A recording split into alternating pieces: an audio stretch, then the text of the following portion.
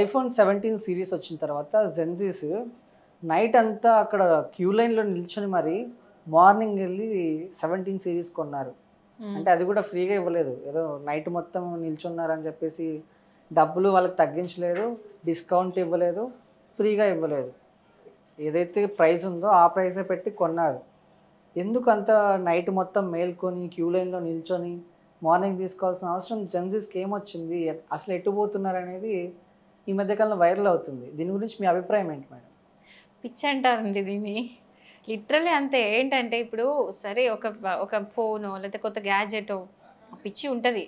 But ఏంటంటే పోతుంటే generations cross అవుతూ ఉన్న కొద్ది ఏంటంటే ఈ మధ్య జనరేషన్స్ వాళ్ళకి మనుషుల మీద కంటే గ్యాడ్జెట్స్ మీదనే ఎక్కువ పిచ్చి పెరుగుతుంది. ఇప్పుడు ఎట్లా తెలుసా, రీసెంట్గా ఒక పెళ్ళికి వెళ్ళినా నేను. చిన్న బాబు ఇద్దరు కూర్చొని ఉన్నారు సోఫాలో. ఒకరిటి కాలు వేసుకొని కూర్చున్నారు. జరగరా బాబు అంటే ఇద్దరు జరగట్లా. ఎందుకో తెలుసా, ఇద్దరు మొబైల్స్ పట్టుకొని వదులుతలేరు, అసలు ఆ ఫోన్నే వాడుతూ ఉన్నారు. అయితే నేను వెళ్ళి వాళ్ళ మదర్ చెప్పి కొంచెం జరపండి నేను కూర్చుంటాను అని చెప్తే ఫోన్ ఇట్లా లాక్కున్నారో లేదో, ఎట్లా తెలుసా, ఏదో బొమ్మ కీ ఇచ్చినట్టు ఏడుస్తారు చూడండి, ఇట్లా ఫోన్ తీసుకున్న నెక్స్ట్ సెకండ్ బ్యాన్ ఏడవడం స్టార్ట్ చేశారు. ఫోన్కి అంత అడిక్టెడ్. అంటే ఈ జనరేషన్లో గ్యాజెట్స్కి ఎక్కువ అడిక్ట్ అవుతున్నారు మనుషుల మీద కంటే గ్యాజెట్స్కే. అంటే ఈ phone, let it be anime movies, anything, అన్నిటికీ అడిక్ట్ అయి ఉంటున్నారు. అండ్ ప్రతి ఒక్క పేరెంట్స్ ఎవరి ఇంట్లో అడిగిన పేరెంట్కునే ఫస్ట్ కంప్లైంట్ ఏంటో తెలుసా, ఇదే, ఫోన్.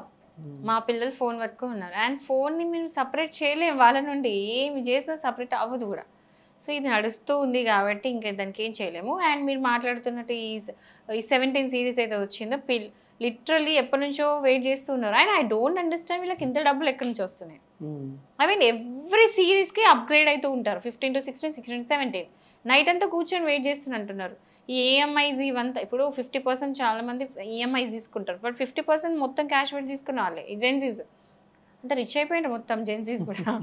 సో నాకు అర్థం కాదు, ఒక జోకుడు ఉంటుంది కదా, ఒక ఫోన్ కొనాలంటే ఒక కిడ్నీ అమ్మాలని, అంత లిటరల్లీ అంత కాస్ట్లీ ఫోన్స్ ఇవన్నీ అయినా కూడా కొంటున్నారు. అంటే India is a developing country కాదు, ఇట్స్ ఎ డెవలప్డ్ కంట్రీ. ఎందుకంటే అన్నిటికంటే మొత్తం వరల్డ్లో ఫుల్ ఐఫోన్స్ అమ్ముడు పోయేది ఇండియాలోనే బికాస్ ఆఫ్ దిస్.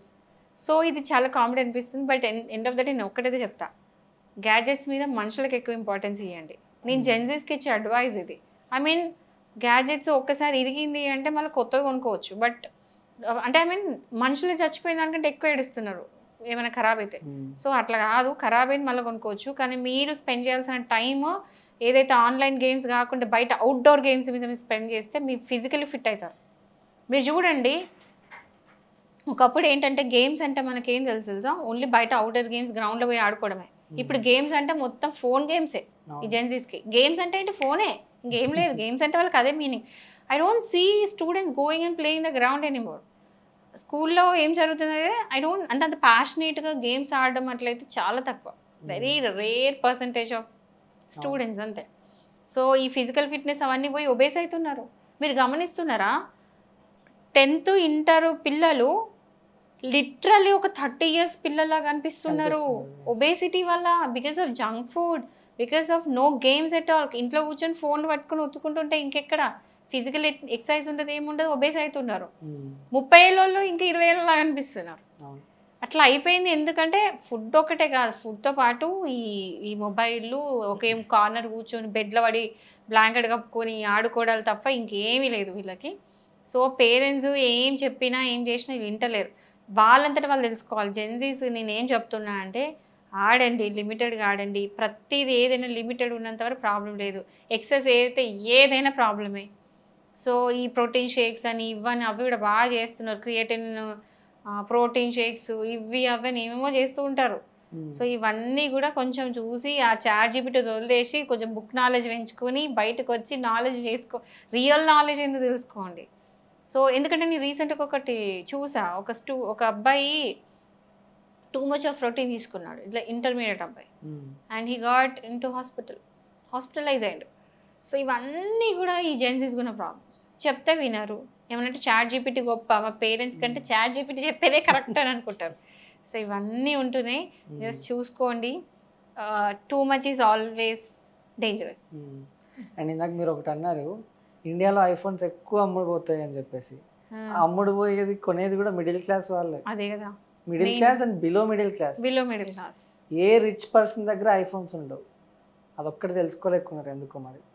అంటే ఐఫోన్ ఉంటే రిచ్ అన్నట్టు ఒకటి నేను చూసా, ఫీల్ మార్క్ అయిపోతుంది. జకర్బర్గ్ ఒకటే టీ షర్ట్ వేసుకొని 2 ఏళ్ళు తిరిగిండని విన్నా. అది ఎంతవరకు నిజం నాకు తెలియదు కానీ, అంటే same colour T shirt at least. So simple they are. మనకే ఈ బ్రాండ్స్ అవి ఇవి షో ఆఫ్లు మస్తు అయిపోయినాయి మనకి. షో ఆఫ్ చేసుకోండి, మరి అంత టూ మచ్ కూడా చేసుకోవాల్సిన అవసరం లేదు.